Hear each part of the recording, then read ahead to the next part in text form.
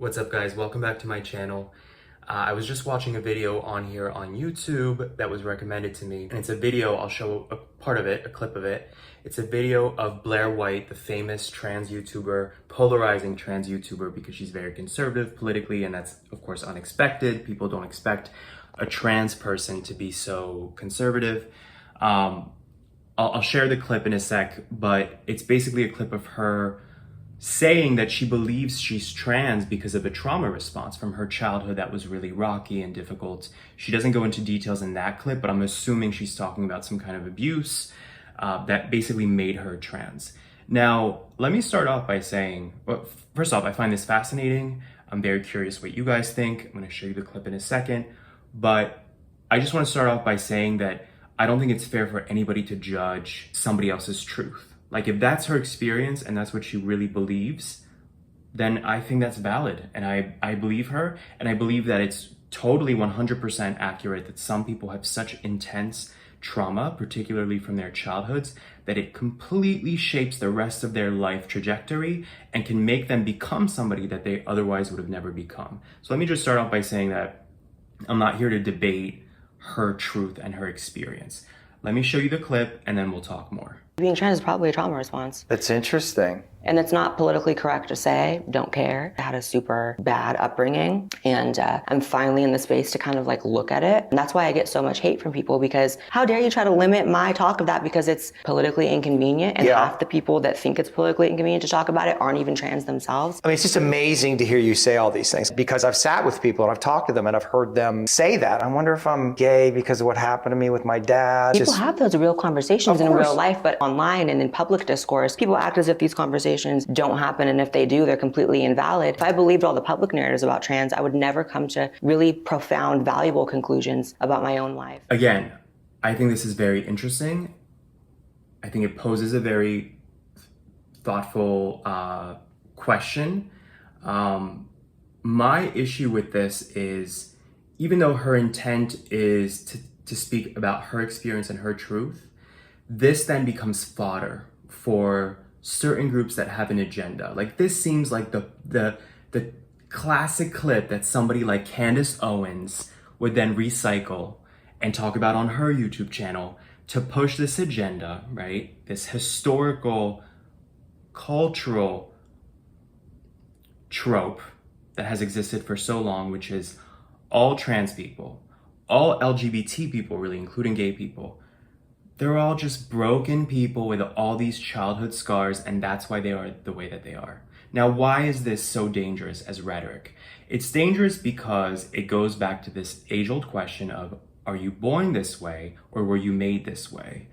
And Blaire points this out in the clip, right? That people are very sensitive about this, and it's because no gay person or trans person, no LGBT person who really believes that this is who they are, they were born this way, this is their genetic makeup, they don't want to have to revisit this conversation in a public forum of, well, are you sure it wasn't a choice?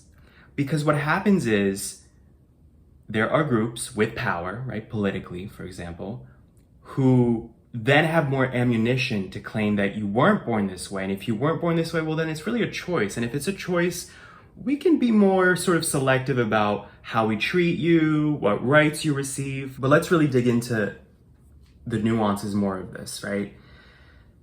If you claim that a whole group of people are the way they are because of trauma, on the surface, that might seem like an empathetic view, but what you're really doing is then stripping people of their agency to tell you who they are and what their experience is. So if you lump all these people together, right, it makes us go backwards, because then you have all these, again, closeted or questioning people who are like, well, I must not be gay because nothing happened in my childhood. I'm not broken. I don't want to be associated with that. I don't want to be associated with all these broken people.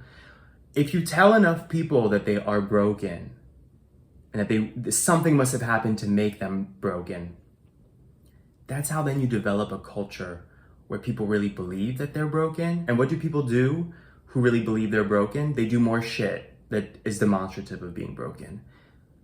I think that's partially how the AIDS epidemic became such a a catastrophe among gay men. I think so many gay men were already traumatized by the experience of being gay in our world that then it's almost like an addiction. Like you look for ways to self-sabotage. This is a well-known concept in human psychology. It's called stereotype threat. Simple example would be, my psych minor is really coming through right now from college. The classic example would be like the Asian kid in school who, since first grade, it's been drilled into his head that, oh, you're Asian, you must be good at math. So he becomes very studious at math and very good at math because he's literally internalized the stereotype of, oh, well, I'm Asian, so I need to excel in academia. I need to be that. Otherwise, what's my identity? You know, what's my value? It's the same kind of idea. So I completely respect Blaire White for saying this. I think that probably is true for some people, for some trans people, for some gay people even. But this becomes a very slippery slope because then people with an agenda will use this one anecdote to make a claim about an entire group of people, which is what has always been done with LGBT people, right? It's the classic stereotype of, oh, your dad your dad wasn't around, or your dad didn't raise you right, and so now you have this masculinity complex and that's how you became gay, and da-da-da-da. It's a very simplistic approach. And as a society, we should be moving towards more nuanced conversations. I'm glad that she's talking about this, but then it's up to other people listening to keep the conversation going through nuance instead of just being like, all right, here's an example, boom, let's put it into the bucket. All this is very black and white. I actually have a gay friend who's a bottom, and he told me the other day that he is 100% sure, convinced, whatever, that he is not just gay, but a bottom because of his daddy issues, because his dad was never around, and he now feels that he like longs for that because of his daddy issues, that he longs for that, and that then is represented through his relationships as a gay person. And I try to talk him out of this because correlation does not mean causation. Is it a possibility? Of course it's a possibility, but think about how many people have daddy issues who have continued to be straight, male or female, right? Or how many people don't necessarily have daddy issues but still long for a male partner. Like there's so many variables that even beyond nature that could make somebody the way that they are. I didn't want him to think this. I don't want gay people to walk around thinking that they are the way they are purely because of trauma. It feeds this narrative that is so dangerous for gay people, I think, to internalize. I think it's up to us as LGBT people, as gay people, as trans people, as bisexual people, to publicly question these narratives and dig a little deeper to ensure that people don't put us in this position of victimhood, of inferiority, of like, we're the damaged people in society. I mean, I think it was until, I want to say 1972, somewhere around there, in the United States, being gay, being homosexual was considered a mental illness.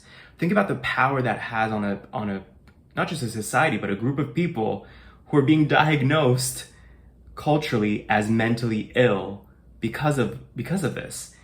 Meanwhile, there are people who aren't gay who you couldn't really diagnose with a mental illness easily, but you can tell they're very broken, whether it's, you know, addiction, abusive behavior, like whatever the case. It's up to us as a community to question these narratives, to allow people like Blaire White to speak their truth. I think that's very important, and to listen and to process that, and to realize that that's a possibility for some individuals, but also to be mindful that then these little sound bites are used by other individuals or by other groups or communities to disempower us.